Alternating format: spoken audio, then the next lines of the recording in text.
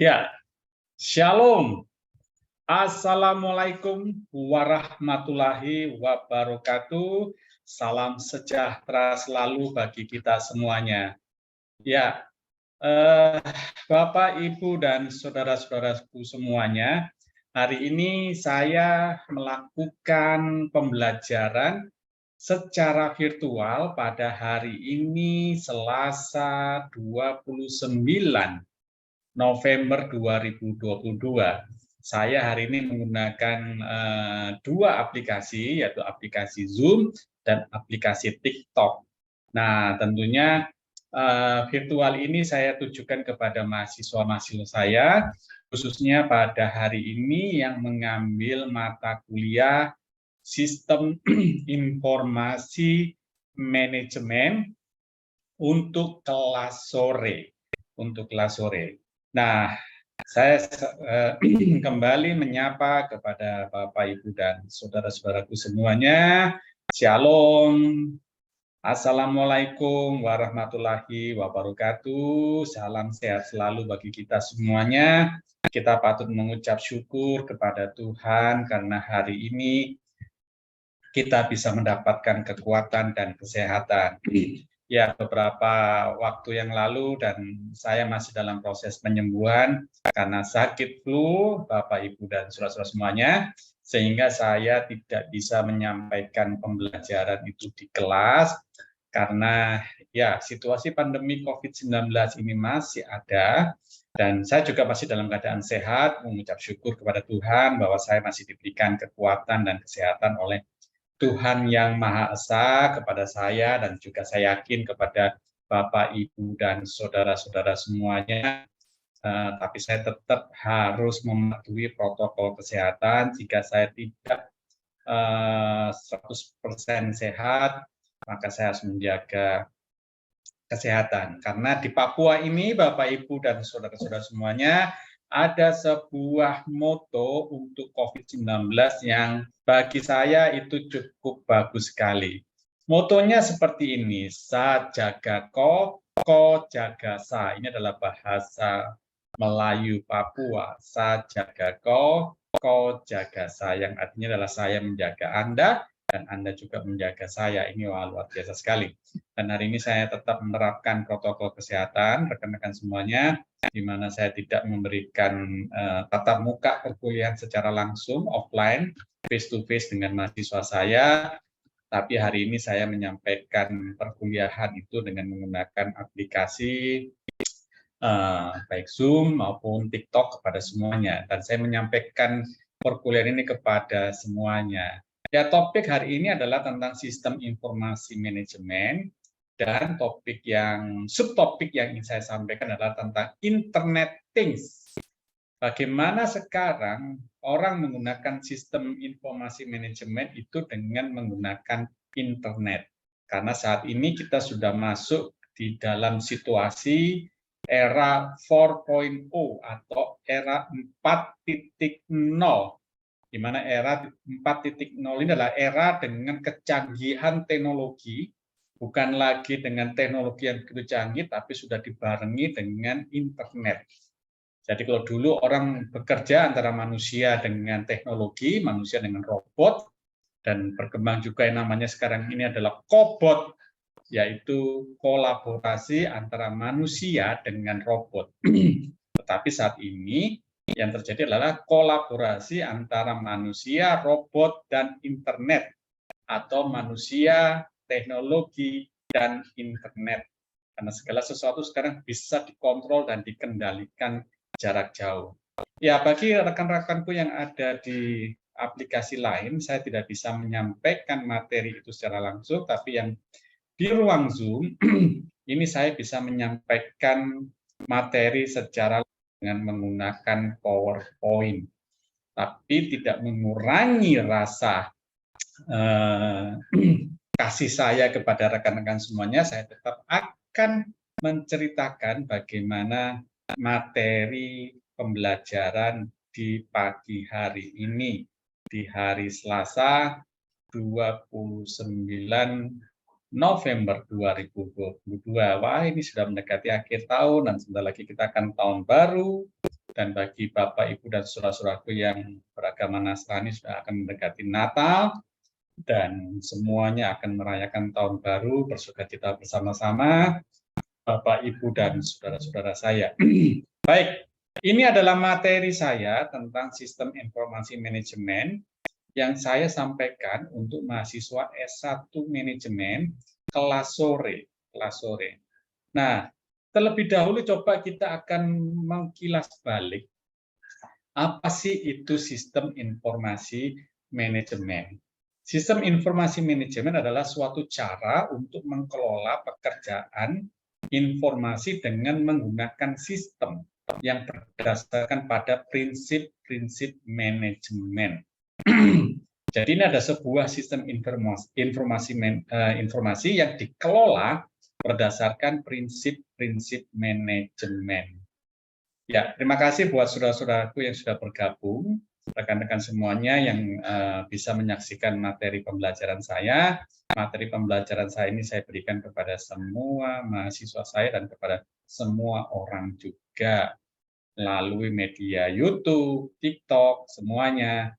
Saya memberikan informasi ini, pembelajaran ini. Karena pembelajaran ini penting bagi kita semuanya.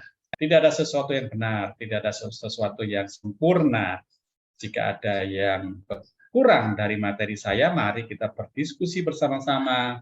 Mari kita memberikan argumentasi bersama-sama. Tujuannya satu, yaitu kita belajar bersama-sama dan kita mencari pengetahuan sampai kita mendapatkan pengetahuan yang baik dan penuh sehingga kita memiliki wawasan yang begitu luas dengan tujuan pribadi kita menjadi pribadi yang bermanfaat bagi orang lain, rekan-rekan semuanya. Oke, sistem informasi manajemen itu ada 3 kata, yaitu sistem, informasi, dan manajemen. Jadi kalau kita bicara sistem, maka ini ada sistem. Tadi saya katakan juga bahwa ada teknologi yang kita gunakan, ada internet yang kita gunakan. Maka ini merupakan kumpulan atau komponen-komponen dari sistem yang akan kita gunakan untuk mengolah data-data, sehingga dari data-data itu bisa keluarlah sebuah informasi.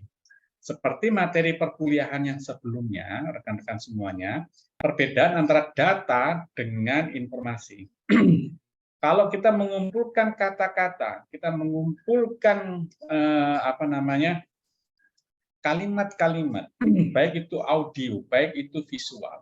Kalau itu belum bisa digunakan sebagai pengambilan keputusan, maka itu disebut sebagai data. Jadi ada kalimat, audio, maupun visual, jangan pernah mengatakan itu informasi kalau belum bisa digunakan keputusan.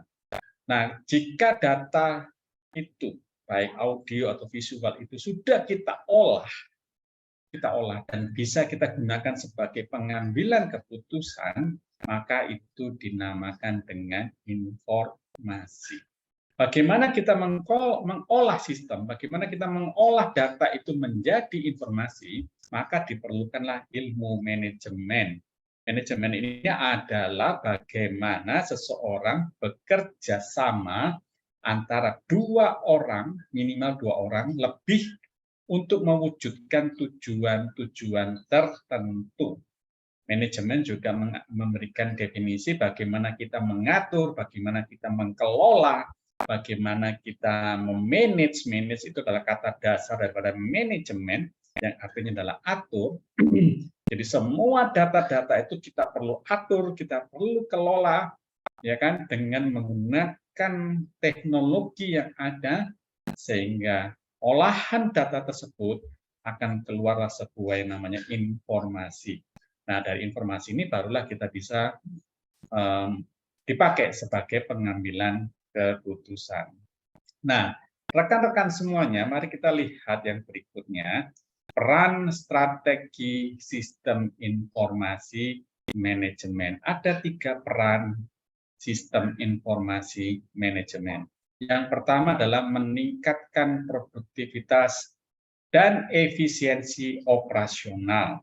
Itu yang pertama, peran daripada strategi produktivitas dan efisiensi. Itu yang pertama. Yang kedua adalah peran strategi sistem informasi manajemen adalah memperkenalkan inovasi bisnis. Itu adalah peran yang kedua. Dan berikutnya adalah peran yang ketiga dari strategi sistem informasi manajemen, yaitu membangun sumber informasi yang strategis. Coba mari kita bedah satu persatu dari 3 peran sistem informasi manajemen ini. Yang pertama tadi dikatakan adalah meningkatkan produktivitas dan efisiensi operasional. Nah, di sini ada beberapa sub-indikator dari meningkatkan produktivitas dan efisiensi operasional, yaitu menurunkan biaya operasi. Dengan menggunakan sistem informasi manajemen, itu kita tujuannya menekan biaya. Menekan biaya karena apa? Dengan sistem, dengan teknologi, itu dapat mengurangi biaya. Nah, contoh yang paling gampang adalah tenaga kerja, Bapak Ibu semuanya. Dulu sebelum masih di era 2.0, era 3.0, perusahaan itu bekerja menggunakan tenaga manusia sebagai operator dan sebagai pekerja. Makanya biaya tenaga kerjanya cukup besar karena dia harus membiayai begitu banyak tenaga kerja. Nah, di era sekarang, di era 4.0, apalagi sekarang ini kita sudah memasuki era 5.0, 5.0, yaitu era artificial intelligence, di mana manusia bergantung sepenuhnya kepada teknologi. Tadi saya mengatakan ada istilah cobot. Cobot itu adalah kolaborasi antara manusia dengan robot. Jadi manusia sekarang tinggal manajer saja, dan di hadapannya ada laptop, ada komputer, dan ada tombol-tombol, sehingga dia hanya menekan tombol tersebut, dan semua pekerjaan itu dikerjakan oleh robot. Jadi manusia hanya tinggal memandu saja. Yang dulu dikerjakan oleh manusia, sekarang sudah digantikan oleh robot. Nah, hasil analisis, hasil penelitian mengatakan bahwa dengan menggunakan robot, ternyata itu mampu menekan biaya tenaga kerja sebesar 60%. Dan biaya untuk operasional robot dan investasi ke robot itu hanya 40% saja dari kekayaan perusahaan. Jadi sangat menekan sekali biaya tenaga kerja. Dan setiap tahun dikatakan bahwa biaya tenaga kerja kalau dia menggunakan manusia itu naik selalu 25%. Tetapi kalau menggunakan robot, itu biaya tenaga kerjanya turun. Karena apa? Stabil dengan robot. Wah, ini tantangan utama bagi kita semuanya. Tapi oke, ini hanya teori rekan-rekan semuanya.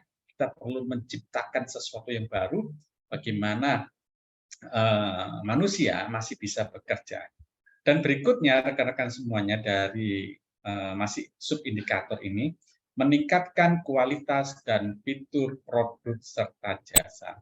Ya, peran strategi sistem informasi manajemen itu tujuannya adalah untuk meningkatkan kualitas dan produk.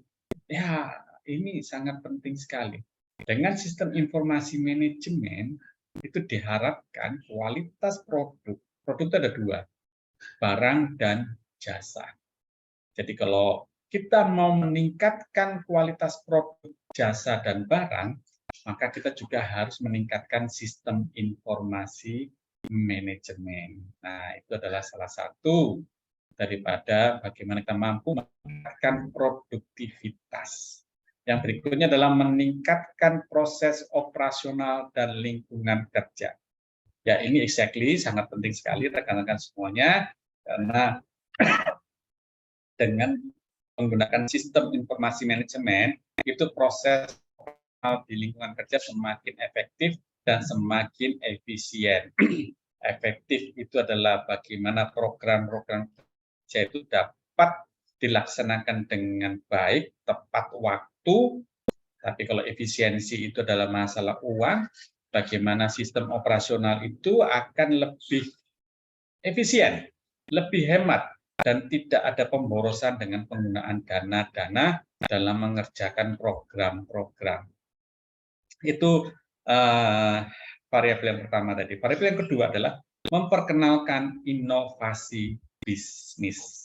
Di dalam memperkenalkan inovasi bisnis, peran strategi sistem informasi manajemen itu adalah bagaimana perusahaan bisa memperkenalkan produk atau jasa-jasa yang baru. Nah, ini terkait dengan promosi, rekan-rekan semuanya. Sistem informasi manajemen dengan menggunakan teknologi, baik itu teknologi digital, teknologi robot, tujuannya adalah kalau kita mau memperkenalkan produk-produk baru itu semakin mudah. Nah, kita lihat sekarang ini kalau kita mau memperkenalkan produk barang-barang kita, kalau dulu barang itu ditaruh di mungkin ada salesman, sales girl, ya, kemudian mereka keliling ke rumah-rumah, door to door begitu, kemudian menawarkan kepada konsumen. Tetapi sekarang ini dengan era sistem informasi manajemen yang sifatnya digital, rekan-rekan semuanya, maka peran manusia dikurangi, peran door to door itu dikurangi. Sekarang bisa promosi menggunakan gadget kita, menggunakan digital kita. Mudah sekali promosinya. Kemudian dengan WA, dengan Facebook. Nah, ini kan mudah sekali untuk dijangkau ke masyarakat. Kemudian pasar dan usaha baru. Nah, akhirnya muncullah pasar-pasar baru, rekan-rekan semuanya, dengan menggunakan digital ini, dengan menggunakan internet ini. Makanya nggak heran sekarang ini muncullah namanya e-commerce, yaitu pemasaran elektronik. Muncullah yang namanya Bukalapak, muncullah namanya Shopee, dan lain-lain. Ada juga sekarang ini TikTok Shop, rekan-rekan semuanya. Jadi semua bisa berjualan itu dengan menggunakan aplikasi-aplikasi. Nah, ini sudah banyak terjadi. Bukan hanya barang itu, bukan hanya barang-barang seperti baju, kemudian peralatan rumah tangga, tapi sekarang bagaimana kita menjual mobil, otomotif, sepeda motor, itu bisa menggunakan dengan digital semuanya. Wah, hebat sekarang ini. Oke, berikutnya adalah produksi, distribusi, atau proses yang baru. Nah, sekarang ini tadi saya sudah katakan kepada kita semuanya, muncullah yang namanya e-commerce tersebut. Startup itu muncul sekarang ini. Bagaimana penjualan? Dulu istilah pasar itu adalah pasar secara fisik, ketemulah secara face to face antara penjual dengan pembeli di satu tempat dan ada transaksi. Nah, sekarang transaksinya bisa dengan dunia maya, dengan internet semuanya. Sehingga muncullah distribusi yang model baru, rekan-rekan semuanya. Nah, berikutnya adalah membangun sumber informasi strategis. Membangun sumber informasi strategis itu seperti apa? Ternyata di sini dikatakan bahwa menghasilkan database strategis dan penggunaan teknologi informasi dalam strategi dan peningkatan kapabilitas organisasi.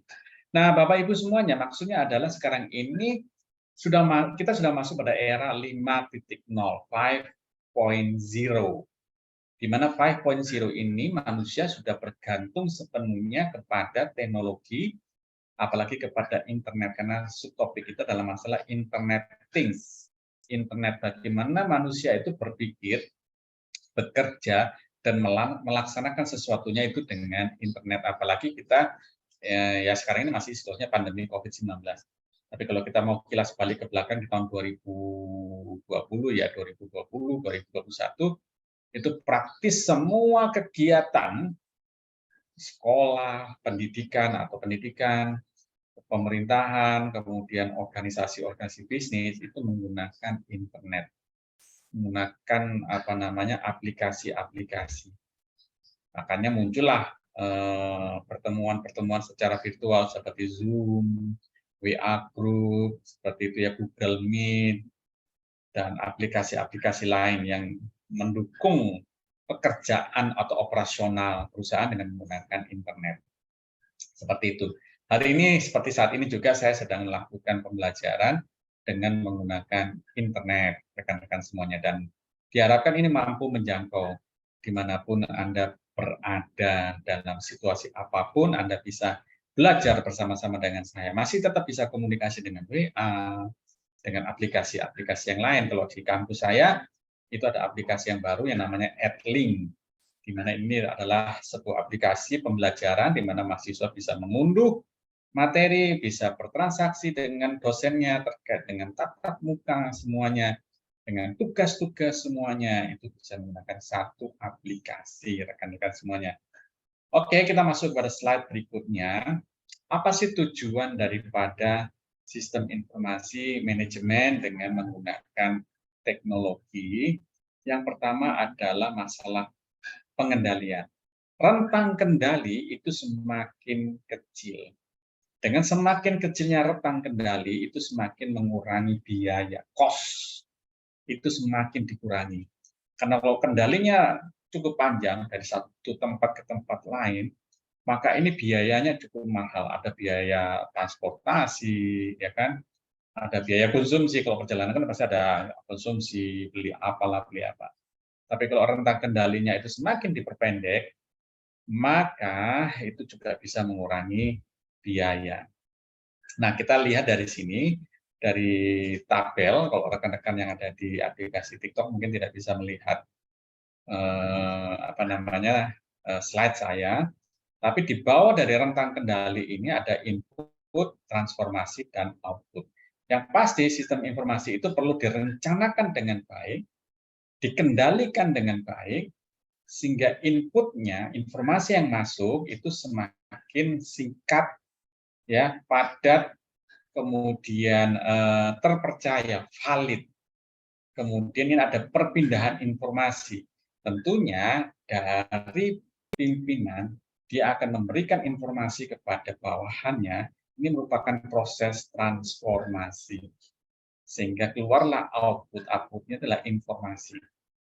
Kemudian ini bekerja terus bersama-sama sampai dengan roda organisasi itu berputar, bekerja dengan efektif dan efisien.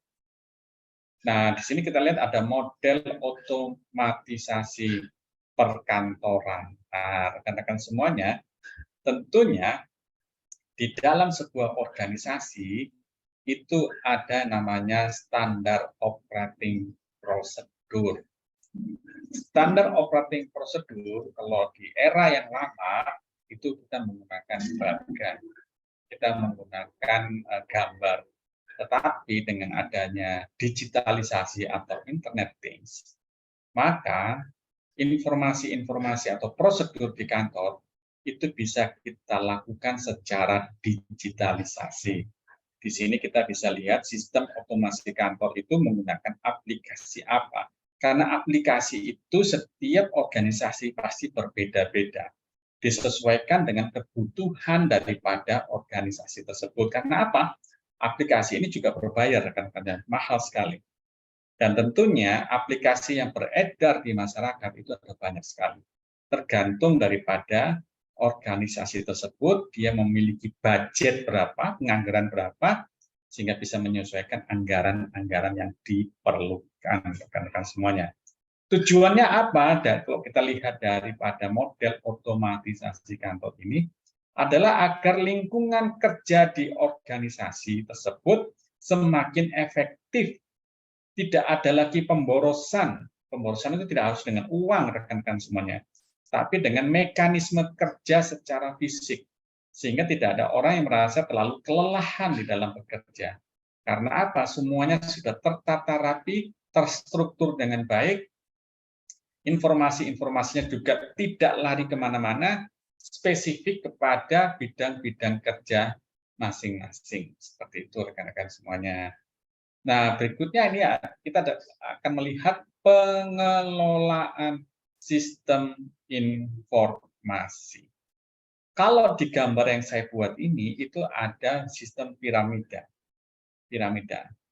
Piramida yang paling atas, yaitu yang paling mengkerucut, yang paling kecil ujung, yang paling lancip di atas, itu disebut dengan top management.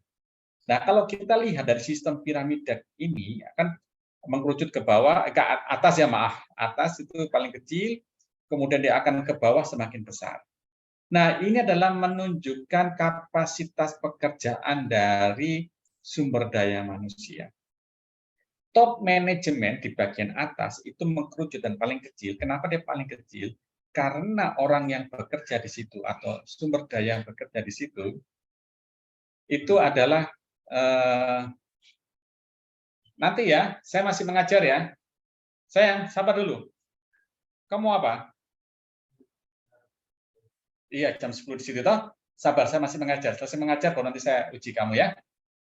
Ya, mohon maaf karena ada mahasiswa saya yang akan ujian skripsi. Tadi dia minta izin untuk bisa ujian ya. Saya siap aja sih. Oke, saya akan selesaikan terlebih dahulu materi saya, Bapak, Ibu, dan saudara semuanya. Top manajemen itu dipegang oleh satu orang. Tidak ada top manajemen itu dua orang, dia satu orang saja. Satu orang. Dan fungsi daripada top manajemen adalah perencanaan strategis, kebijakan, dan pengambilan keputusan. Itu adalah top manajemen. Satu orang aja, dia yang berpikir strategi apa, kebijakan apa yang akan dilakukan untuk organisasinya. Dia yang berpikir, dia mengelola itu. Dia merencanakan semuanya. Setelah apa yang dia lakukan, maka akan diturunkan kepada piramida yang agak sedikit lebar di bawah dari top management yang agak sedikit lebar, yaitu middle management. Middle management. Ya, kalau top itu mungkin bisa presiden, direktur, manajer, ya. Kalau middle management itu bisa kepala bagian, kepala divisi, rekan-rekan semuanya yang jumlahnya mulai sedikit banyak. Sedikit banyak. Dan tugas daripada middle management itu adalah perencanaan taktis dan pengambilan keputusan. Semuanya tetap ada kata pengambilan keputusan. Karena apa? Ini mengelola sistem informasi. Masing-masing tingkatan itu perlu melakukan pengambilan keputusan. Nah, di bawah daripada middle management yang mulai agak sedikit ke bawah dan mulai lebar, itu ada namanya low management. Low management ini boleh dikatakan itu adalah para karyawan, pegawai, atau buruh yang semakin banyak di bawah. Dia melakukan tugas-tugas yang diberikan oleh middle management. Mohon maaf, izin saya minum, Bapak, Ibu, dan saudara semuanya. Nah, tugas daripada low management itu adalah melakukan perencanaan, pengawasan operasi, dan pengambilan keputusan. Itu adalah tugas daripada low management.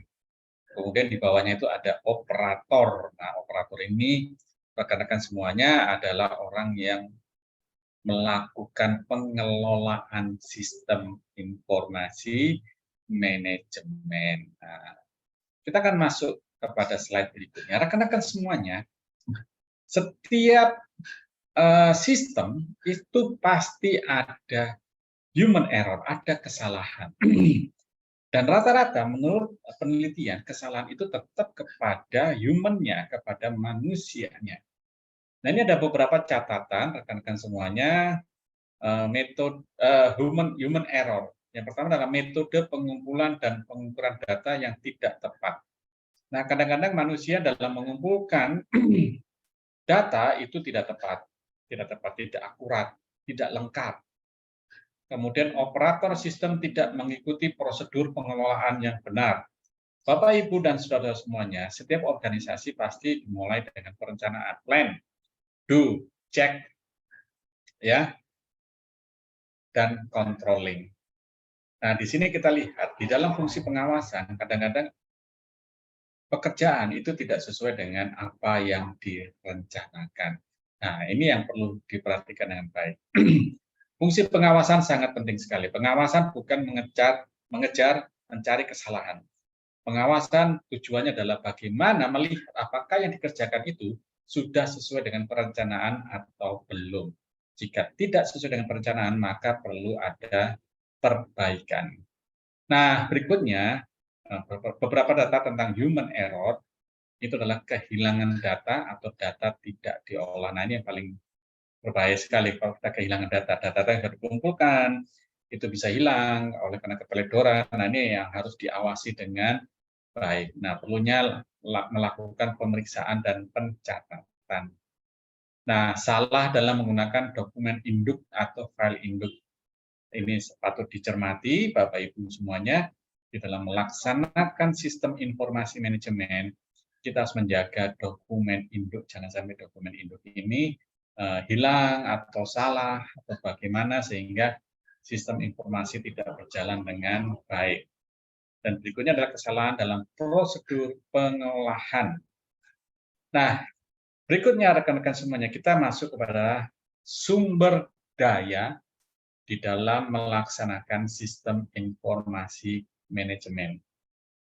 Ada beberapa catatan di sini tentang sumber daya di dalam sistem informasi manajemen. Yang pertama, sumber daya yang pertama, yang pasti adalah tetap atau manusianya. Karena segala sesuatu kembali kepada manusia, karena manusia itulah yang meng-create, yang membuat sistem, ya kan, yang membuat aplikasi. Dan tentunya manusia tetap yang nomor satu, walaupun nanti dari sistem itu juga mengurangi tenaga manusia. Nah, ini suatu suatu tantangan. Ada dua sisi. Sisi yang pertama menguntungkan, dan sisi kedua merugikan karena akan mengurangi tenaga kerja manusia itu sendiri, padahal yang menciptakan adalah manusia sendiri. Dan yang berikutnya, sistem informasi manajemen itu juga mahal ya rekan-rekan semuanya, dibutuhkan uang, money, untuk membeli aplikasi, untuk menciptakan aplikasi, membuat aplikasi itu dibutuhkan sejumlah dana. Rekan-rekan, sistem informasi manajemen tidak murah, mahal sekali. Mahal sekali. Zoom yang kita pakai ini, rekan-rekan semuanya itu kan ada yang tidak berbayar, ada yang berbayar. Kalau tidak berbayar, itu kita hanya bisa menikmati Zoom itu kurang lebih 30 menit sampai 40 menit maksimal. Setelah itu Zoom-nya mati karena tidak berbayar. Kalau mau menikmati Zoom yang cukup lama, 1 jam sampai 2 jam, maka kita harus membeli yang berlisensi. Dan ini mahal sekali, sekitar 2 sampai 3 juta. Diperlukan sejumlah dana yang harus kita keluarkan. Dan yang berikutnya adalah material, bahan baku, bahan pendukung. Nah, kalau kita menggunakan kuliah ini, kita menggunakan laptop, kita menggunakan listrik, ya kan?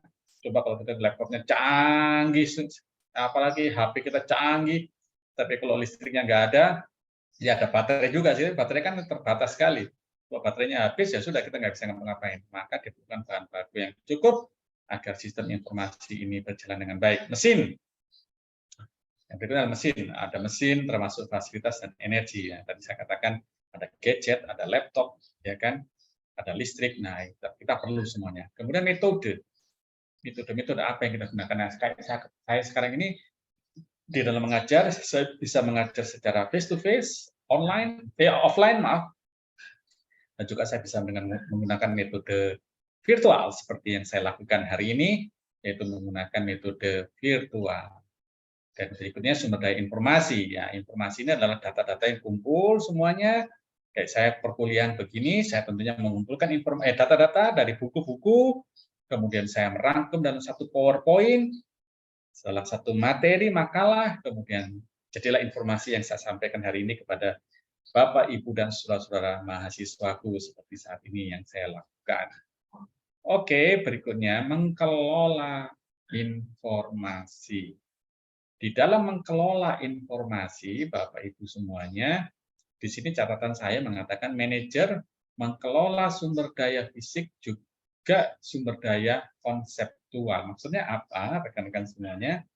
Manajer memastikan bahwa data mentah yang diperlukan itu terkumpul dan kemudian diproses menjadi informasi yang berguna.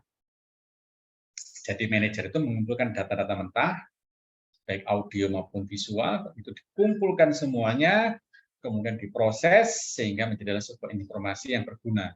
Kayak saya begini, saya cuplik dari satu buku ke buku yang lain, saya cari satu buku ke buku yang lain, saya cari dari surat kabar, dari majalah, saya cuplik semuanya informasi data-data tersebut, kemudian saya proses dalam sebuah PowerPoint, kemudian berguna untuk melakukan pembelajaran pada pagi hari ini, Bapak Ibu dan saudara-saudara semuanya. Oke, terima kasih Bapak Ibu yang sudah bergabung bersama dengan saya di perkuliahan kita pada pagi hari ini. Dan berikutnya, manajer juga memastikan orang yang layak. Ya, ini paling penting sekali. Di dalam melaksanakan sistem informasi manajemen, itu harus orang yang tepat di dalam melakukan sistem informasi manajemen. Karena ini adalah informasi. Kekuatan daripada sebuah organisasi dan bisnis itu adalah informasi. Oke, dia punya produk, dia punya barang, dia punya jasa, tapi yang paling penting adalah informasi. Data pembelian, data penjualan, itu terkumpul dalam satu sistem rekan-rekan semuanya. Dan ini sangat paling penting sekali yang harus dijaga dalam sebuah organisasi. Manajer akhirnya juga membuang informasi yang tidak berguna. Nah, ini kadang-kadang juga manajer membuang informasi-informasi yang tidak berguna. Seperti apa sih informasi yang tidak berguna? Hoax salah satunya, ya hoax yang tidak ada manfaatnya, yang kalau dipakai itu justru merugikan bagi organisasi, nah itu dibuang. Itu dibuang dengan informasi yang sifatnya akurat. Seperti itu rekan-rekan semuanya. Kita masuk pada slide berikutnya, manajemen informasi. Bagaimana kita mengelola informasi itu? Yang paling penting adalah audiens itu mampu memperoleh informasi yang tepat. Orang lain mampu mendapatkan informasi dari kita dengan tepat. Maksudnya apa? Agar tujuan daripada perusahaan, tujuan dari organisasi itu dapat diterima oleh orang lain dan orang lain puas dengan informasi yang kita berikan. Contohnya kalau kita promosi, kita sedang berjualan sebuah pena misalnya. Pena, kita memberikan informasi bagaimana hebatnya pena ini. Sampailah kepada konsumen, dan konsumen menerima barang ini, dan barang yang diterima ini ternyata sesuai dengan informasi yang diberikan. Oh, ternyata penanya bagus sekali, sesuai dengan informasi yang saya terima, sehingga sistem informasi manajemen itu semakin good, semakin baik.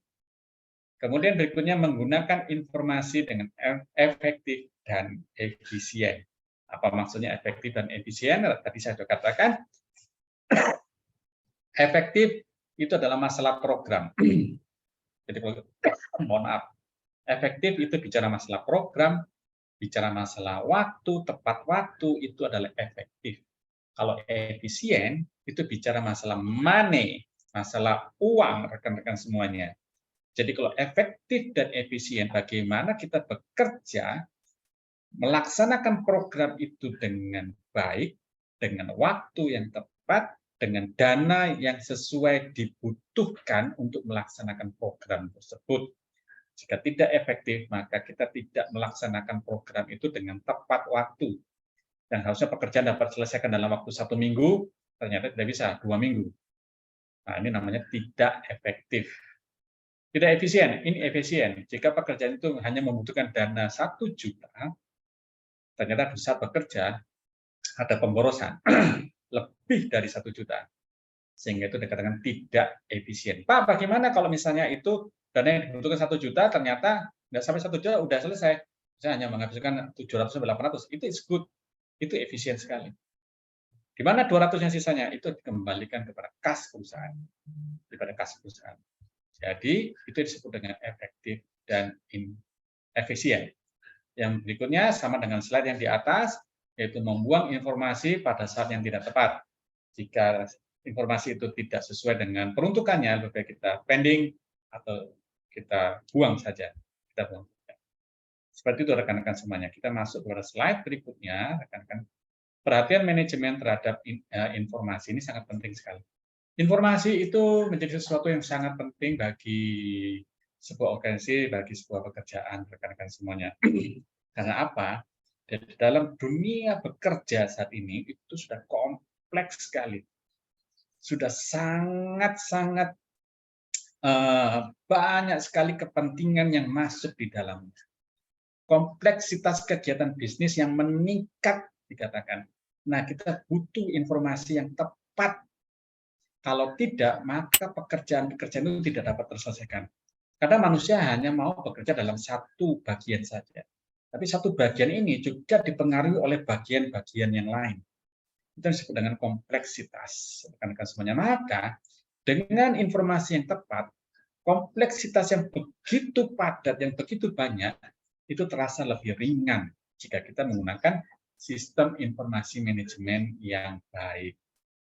Yang berikutnya, kenapa kompleksitas itu muncul? Yang pertama dikatakan pengaruh ekonomi internasional atau global. Persaingan dunia, karena apa? Pekerjaan sekarang ini dalam dunia bisnis tidak lagi hanya di dalam satu daerah, tapi sudah berkembang lebih luas.